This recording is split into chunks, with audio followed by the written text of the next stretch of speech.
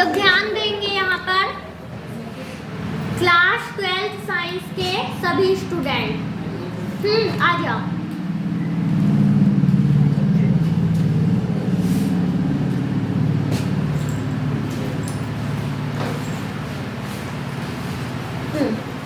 Class 12th science आप लोगों के एग्जाम तो खत्म हो चुके, बोर्ड एग्जाम, ठीक है ना। अब क्या है, आपके प्रैक्टिकल शुरू होने वाले हैं। फिजिक्स, केमिस्ट्री, बायोलॉजी के प्रैक्टिकल होंगे। तो हर प्रैक्टिकल में आपको पता है कि आपका जो टोटल मार्क्स है प्रैक्टिकल का वो कितने नंबर का है, 30 नंबर का है, 30 मार्क्स का है। अब उस 30 नंबर को कैसे डिवाइड किया जाएगा, मतलब कितने नंबर का आपका कौन सा प्रैक्टिकल रहेगा, तो आज आपको केमिस्ट्री सब्जेक्ट का बता रहे हैं हम। तो ये आपको पता होना चाहिए कि उस हिसाब से आप क्या करें, अपने प्रैक्टिकल के लिए प्रिपरेशन करके आए, ठीक है। क्योंकि प्रैक्टिकल के नंबर आपके परसेंटेज को ग्रो करने के लिए बहुत इंपॉर्टेंट है। तो यहाँ पर देखो, हमने ये पूरा कितने नंबर का आपका कौन सा प्रैक्टिकल रहेगा ये पूरा लिख के रखा है, ठीक है।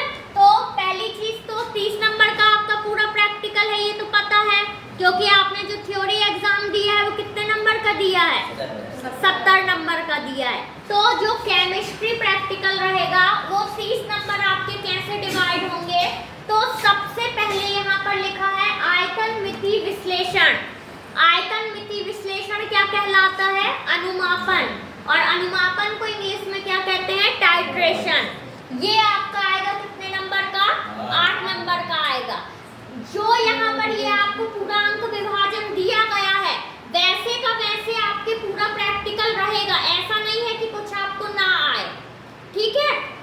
तो अब जो आयतन मिति विश्लेषण अनुमापन है, अनुमापन में आपने बुक में यदि देखा होगा तो 4-5 आपको अनुमापन दिए गए हैं, है ना। अनुमापन क्या होता है, अनुमापन प्रैक्टिकल है जिसमें हम ये ब्यूरेट पिपेट के द्वारा देखो बताएं आपको।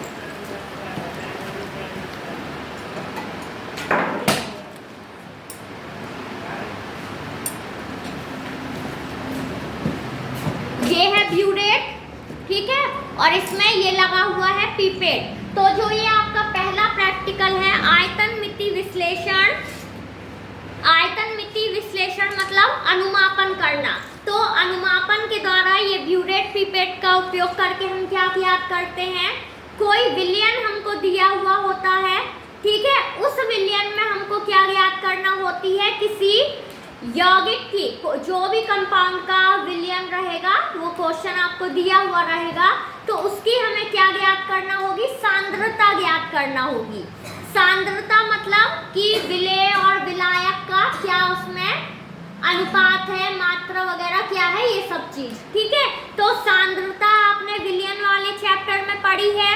सांद्रता ज्ञात कई मेथड में हम कर सकते हैं, जैसे नॉर्मलता हो गई, मोलरता हो गई, मोललता हो गई, फार्मलता हो गई।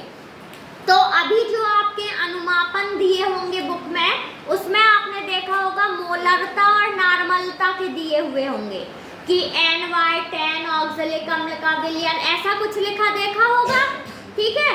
तो NY10 जो शब्द लिखा हुआ होता है ऐसा, ये ऐसे NY10 ऑक्सैलिक अम्ल या कोई भी आपको दिया हुआ होगा, तो ये जो NY10 शब्द लिखा है इसका मतलब क्या होता है कि जो भी विलयन है उसकी नॉर्मलता कितनी है, नॉर्मलता बराबर 1/10, ये मतलब होगा। हम आपको करवाएंगे सारे प्रैक्टिकल यदि आप लोग आएंगे तो, ठीक है।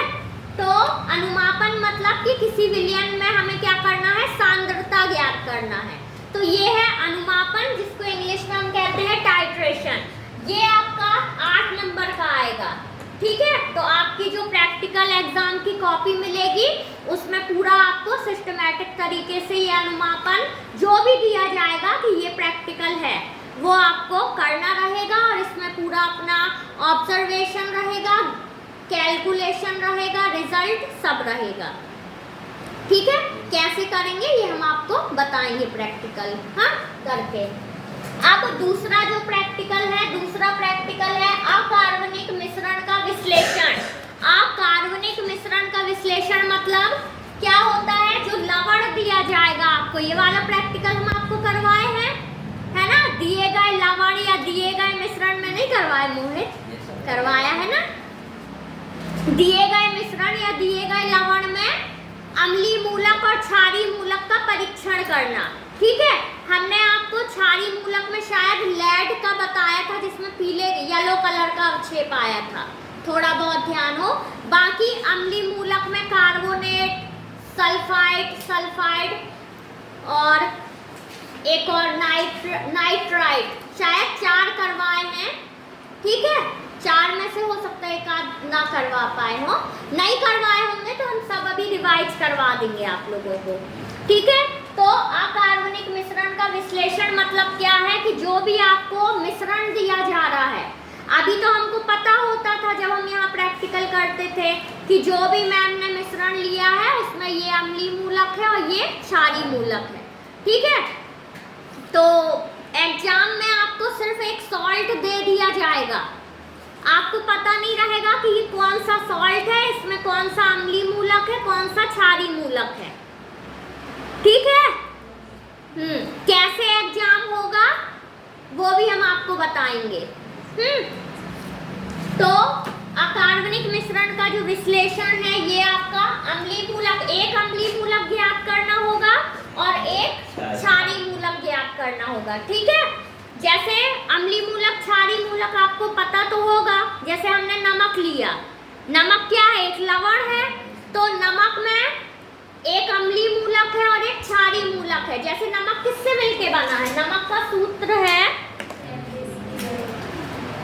NaCl, sodium chloride. तो इसमें Cl माइनस है और Na प्लस है, तो जो ये माइनस वाला रहता है ये होता है अम्लीय मूलक। ठीक है, और जो ये प्लस वाला रहता है, प्लस क्या होता है? क्षारीय मूलक होता है।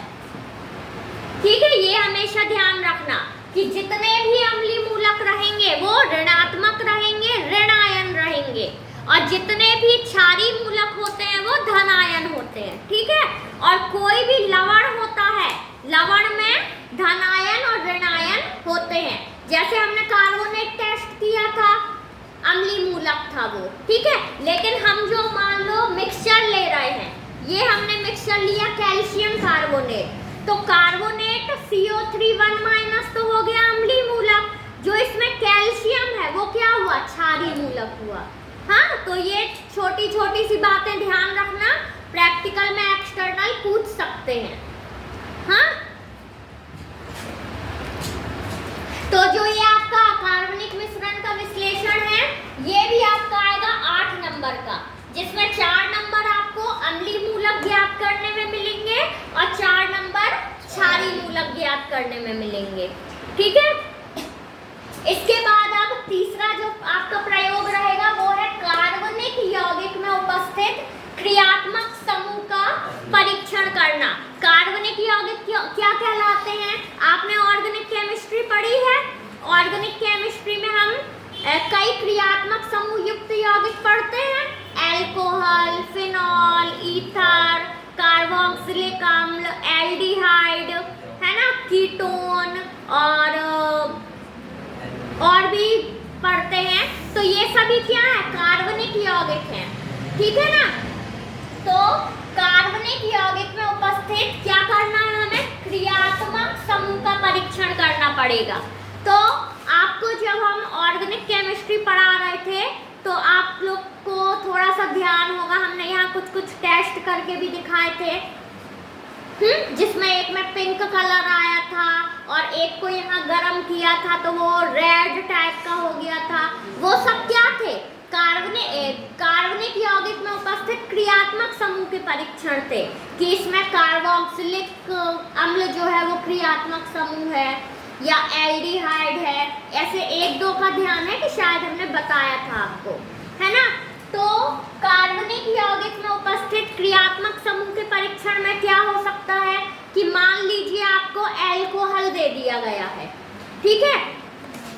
ये एक परख नली हमने 5 के ग्रुप में एक को दे दी कि आपको अब ज्ञात करना है कि आपको जो ये लिक्विड यौगिक दिया गया है, जो कि क्या है, कार्बनिक यौगिक है, इसमें कौन सा क्रियात्मक समूह उपस्थित होगा। तो आपको टेस्ट करके ज्ञात करना होगा, क्योंकि आपने अधिकतर देखे होंगे जितने भी हम ये कार्बनिक यौगिक वाले विलयन देख रहे थे वो सभी ट्रांसपेरेंट टाइप के थे, है ना। हमने कार्बोक्सिलिक अम्ल में देखा एथेनोइक अम्ल, फिर हमने एल्डिहाइड में देखा मेथेनॉल, और कीटोन में भी हमने एसीटोन देखा, वो भी पानी जैसा था। तो सबको हम मान लो ऐसे 3-4 परखनली में रख दें, एक में अल्कोहल है, एक में कार्बोक्सिलिक अम्ल है, एक में एल्डिहाइड है, एक में ईथर है, एक में कीटोन है, तो सब आपको दिख रहे हैं कि पानी जैसे हैं। तो अब आपको क्या करना होगा, थोड़ा सा फिजिकली स्मेल वगैरह लेके अंदाज लगाना पड़ेगा कि ये क्या हो सकता है। फिर उसके टेस्ट जब आप लगाएंगे तब कंफर्म होगा कि ये क्या है, ठीक है। तो ये होता है कार्बनिक यौगिक में उपस्थित क्रियात्मक समूह का परीक्षण करना, ठीक है। तो ये आपका रहेगा कितने नंबर का, 4 नंबर का। एक दिया जाएगा आपको, या तो ग्रुप बनाकर दिया जाएगा, ग्रुप में ही दिया जाएगा वैसे कि 4-5 स्टूडेंट का ग्रुप है और हमने एक टेस्ट ट्यूब में ये रख दिया कि भाई आपको ये 1 2 3 4 टेस्ट ट्यूब रखी हैं, तो ये 5 ग्रुप को 1 नंबर की टेस्ट ट्यूब का निकालना है, अगले 5 के ग्रुप को 2 नंबर की टेस्ट ट्यूब का निकालना है, इस तरीके से। तो आपको फिर टेस्ट लगा के देखना पड़ेगा कि जो भी ये सॉल्यूशन है इसमें कौन सा क्रियात्मक समूह है। अल्कोहल होगा तो क्रियात्मक समूह OH हो गया, मतलब एथेनॉल होगा, मेथेनॉल होगा, कुछ होगा तो क्रियात्मक समूह अल्कोहल हो गया OH। एल्डिहाइड है तो क्रियात्मक समूह CHO हो गया, है ना, मतलब एल्डिहाइड का कोई यौगिक होगा। तो कहीं किसी को कोई डाउट अभी तक? हाँ, समझ में आ रहा है मैं जो बता रही हूँ? तो कार्बनिक यौगिक में उपस्थित क्रियात्मक समूह का परीक्षण रहेगा 4 नंबर का, ठीक है। अच्छा, ये मैं उठाई थी, इसको क्या कहते हैं, ये जो है मैंने वीडियो भी भेजा था कि अब आपका प्रैक्टिकल है तो इसको जरूर देख लेना। एक्सटर्नल जरूर कोई ना कोई इक्विपमेंट्स उठा के पूछते हैं कि ये क्या है। अभी तो बताया ना, अभी बताया ना क्या है ये, नाम बताओ इसका जल्दी से।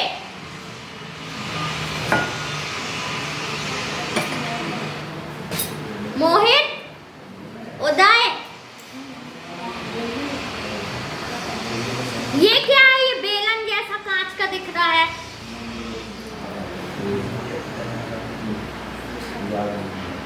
इसी में नंबर कटेंगे तुम लोगों के।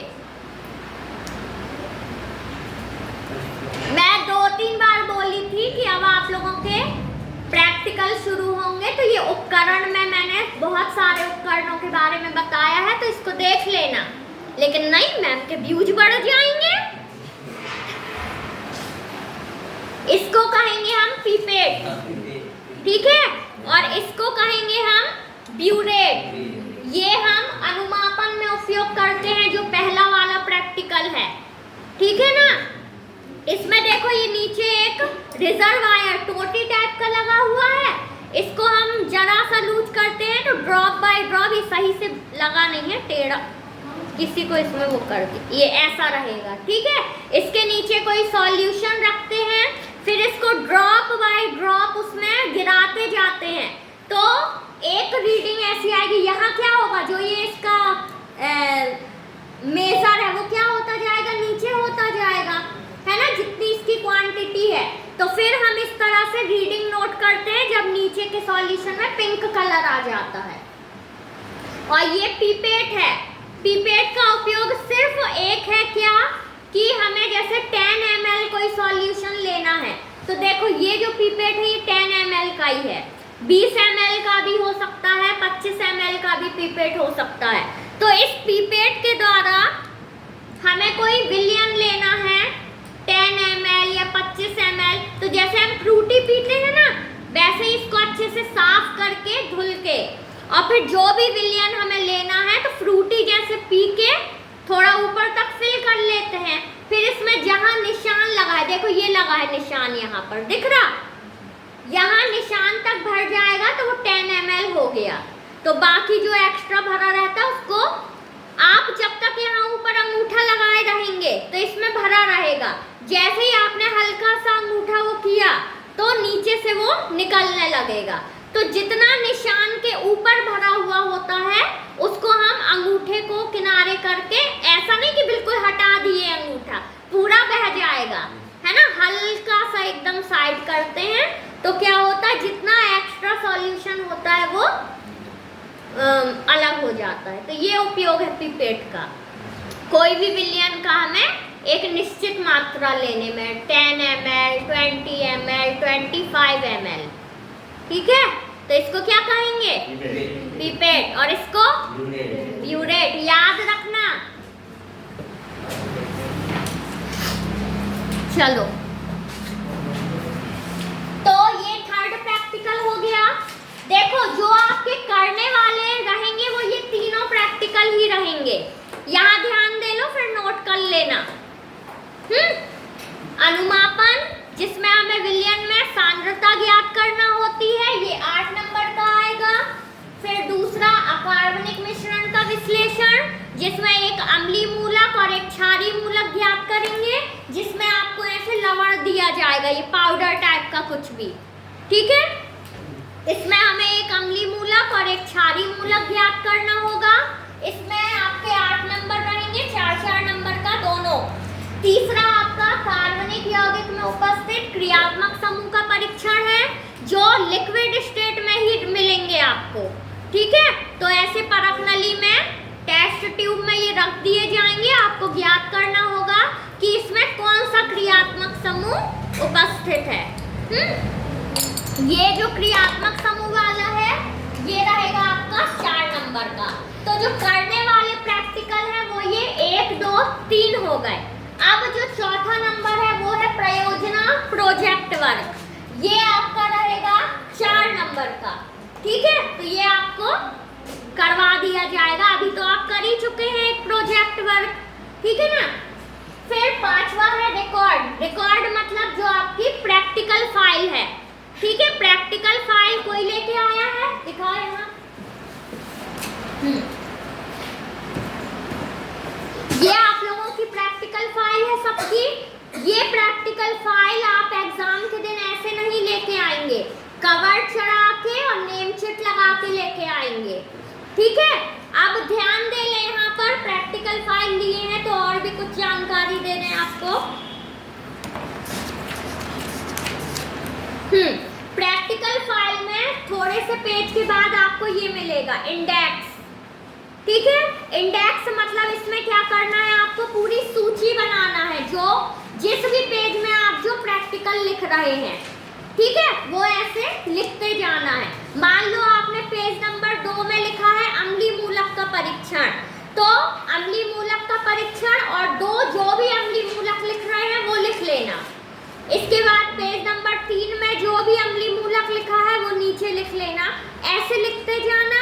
और फिर यहाँ पर मेरे ये दिख रहा है ना आपको रिमार्क्स, यहाँ पर मेरे क्या हो जाएंगे, साइन हो जाएंगे। साइन नहीं होंगे मेरे तो आपकी फाइल की कोई नंबरिंग नहीं मिलेगी आपको, ठीक है। तो ये इंडेक्स में सबको लिखना है, हाँ। और इसमें सब लोग अच्छा कवर चढ़ा लेना और नेम चिट लगा लेना।